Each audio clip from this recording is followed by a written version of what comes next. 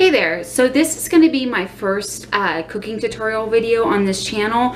I love baking, and one of my favorite recipes for cookies is a peanut butter cookie. It's a classic recipe. I found it online on allrecipes.com a few years back, and it's just one of those cookie recipes that it works every single time. It's pretty simple. Most of the ingredients you should already have on hand. The recipe on the website calls for about, I think, 4 dozen cookies, and so the ingredients I'm using today are only going to be half because we don't need to make that many cookies. And so I love baking, and I hope I can make some more videos in the future. So I'm just going to start with this one right now because it's pretty simple, and I'll go over the ingredients with y'all.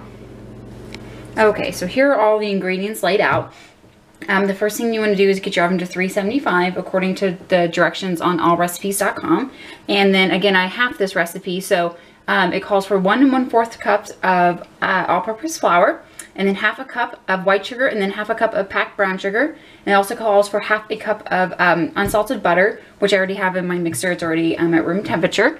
And then 1 egg, and then half a cup of peanut butter. I like to add more peanut butter to the recipe. I just think it adds a little bit more flavor to it. So I'll just add that in as I go. And then I think you already said 1 egg. And then this is going to be the extra dry ingredients. It's going to be 1/4 teaspoon of salt, and then 3/4 teaspoon of baking soda, and then 1/2 teaspoon of baking powder. And so I'm just going to add all that in here. And then I'm going to take a whisk and just kind of whisk it together. That way, whenever I'm ready to add it to my peanut butter mixture, it'll be all ready to go.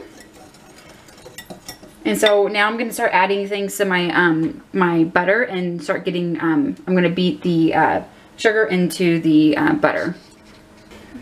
Okay, so once again, here's my half cup of butter. It's already been sitting in the bowl at room temperature, and so it's pretty soft. And according to the recipes, you add, it says, let's see, cream together butter, peanut butter, and sugar. And so I'm going to go ahead and add the sugar into this and get that going. This is my favorite part. There.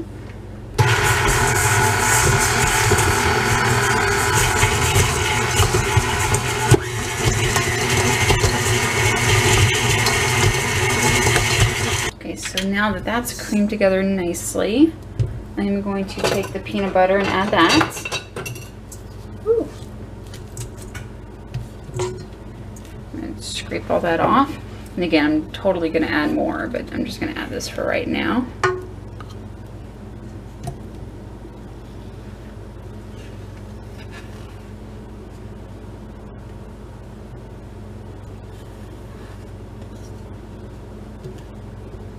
Okay.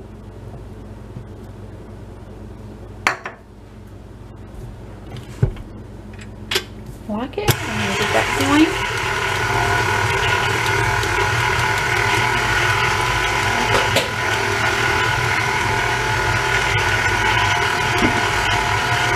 Okay, so again, I'm going to add some more peanut butter because I just think that it does add a lot more flavor to it. And so I'm probably adding like a 1/4 of a cup of peanut butter. Again, I just think it adds a lot more of that peanut butter flavor that I like so much in the cookies. Oh, you're supposed to scrape the bowl. I need to get one of those paddle attachments for this dadgum thing. Okay. And then once that's incorporated, I'll add the egg.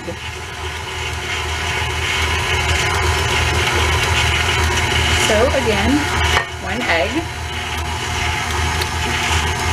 Get all nice and blended in.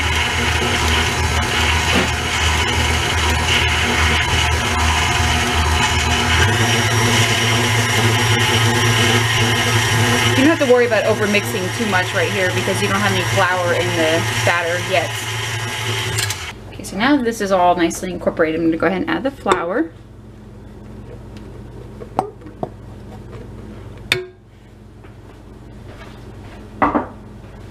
You want to start your mixer off slowly because you do not want the flour to jump up at you. So start it off like on a 1, or I guess stir. And once it starts to incorporate it a little bit, then you can speed it up and blend it all in.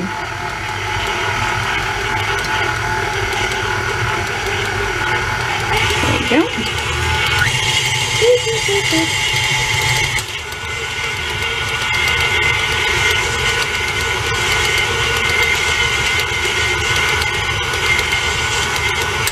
Okay, so you don't want to overmix, but as long as it starts getting pretty incorporated, you should be good.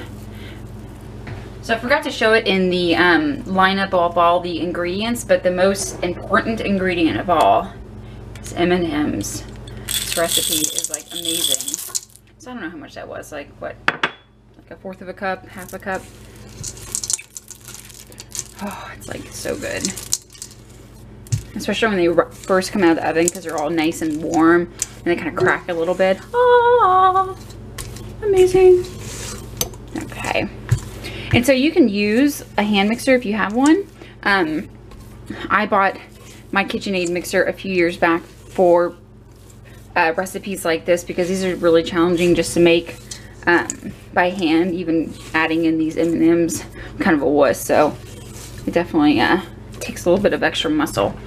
So I'm going to lay these out on some wax paper, and I'm going to use an ice cream scoop to scoop them out. And so I'll show you what it looks like whenever I do that. Okay, and also in the recipe, you're supposed to let the cookie dough chill for an hour. I forgot to mention that. So this just came out of the refrigerator. So here it is. And again, I'm going to use a big old ice cream scoop to scoop the cookies out. That way all the cookies are even and they have they won't like be too bad as far as not being the same sizes.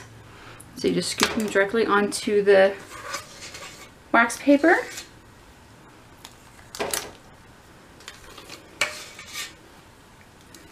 Also makes it pretty quick. So you're supposed to take a fork and kind of push them down a little bit. Right. And that way kind of do the little zigzag effect or the little I want cross to do effect. that. I want to do that. You want to do it? Uh-huh. Okay, here you go. Hold on to it. Come right in front of it. Okay, push down. Oh, there you go. Oopsies. Okay, let's see. Let mommy do it from this angle. You want to do this one? Uh-huh, do that one. Okay, hold on. So, back up, buddy. I help. Yeah. Thanks. Okay, back up, please. So you're supposed to bake these, again, at 375 for 10 minutes. Keep a pretty close eye on them because they just happen, sometimes they can brown very quickly depending on your oven and how quickly it cooks and how hot it gets. And you definitely don't want to burn these. In my opinion, for me, anything baking, I'd rather it be a little undercooked than overcooked. So usually I sit here the whole time and watch them. So this is what one of the batches look like when I first pull them out of the oven. You want to let them sit on the pan for a few minutes to let them solidify just a little bit more because they're so kind of soft, but you can see by the top that they've already started to brown a little bit. So I'm gonna let these sit for a little bit. I went ahead and put the other cookies in there, and I pulled these out probably at like 7.5 minutes. So again, I'm going to let these sit, and then I'm going to move them to a wire tray that I have over here to cool completely. I'll give you a close-up of how these look. See, so they definitely spread a little bit, but it's not too bad. And again, you can see how they're kind of brown on the top, so you can tell that they're done. Okay, so here is the final product. So they have been sitting out now for about 10 minutes to cool. And it should be warm enough to where you can eat them, but not too hot. So I'm going to eat this one. And again, they just are very firm, and they're not too crumbly, but they're crumbly enough to where they can be kind of crunchy, which is how I prefer it. And you can tell that they're done where they have like a little bit of brownness on the bottom. Peanut butter cookies are usually a little bit more challenging to see when they're done just because of the color of them. But yeah, so they're crispy on the outside and gooey on the inside. Oh yeah, these are perfect. So anyway, once again, the video or the link for the recipe is going to be down below. And please subscribe and comment. And if you have any questions, just let me know. Thanks for watching, guys. Hey, I'm gonna take one piece. So it's an ultimate taste tester. Oh, good. So good? Mm-hmm. Yeah. All right, say bye. Bye.